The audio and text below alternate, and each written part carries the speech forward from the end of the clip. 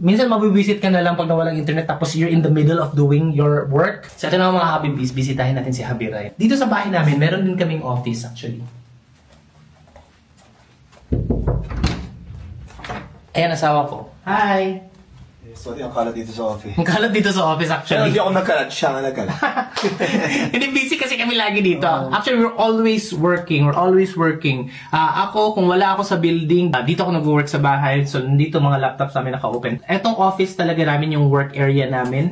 And I wanted to show you this because eto, nilagay ko na.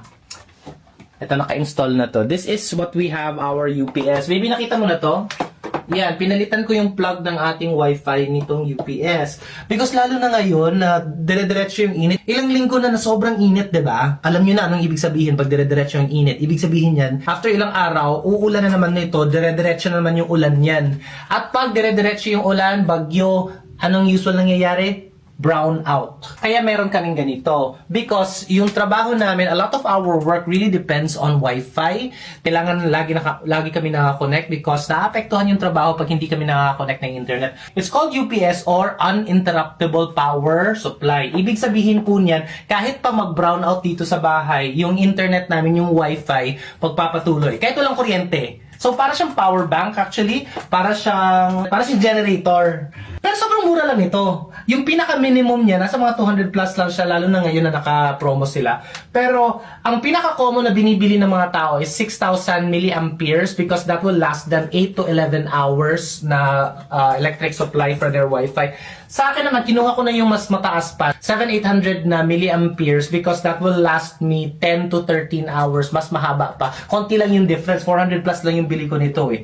Buy one take one pa nga yung binili ko kasi nilagyan ko din yung CCTV namin. So this is one of the things that we have to have. Especially pag kailangan mo ng internet lagi sa bahay. Hindi lang para paglaro o para mag-social media. Hindi, para sa trabaho talaga. Nakita si Habiray, lagi siya nag-work. Kaya I made sure na meron siyang UPS kasi minsan mabibisit ka na lang pag nawalang internet tapos you're in the middle of doing your work.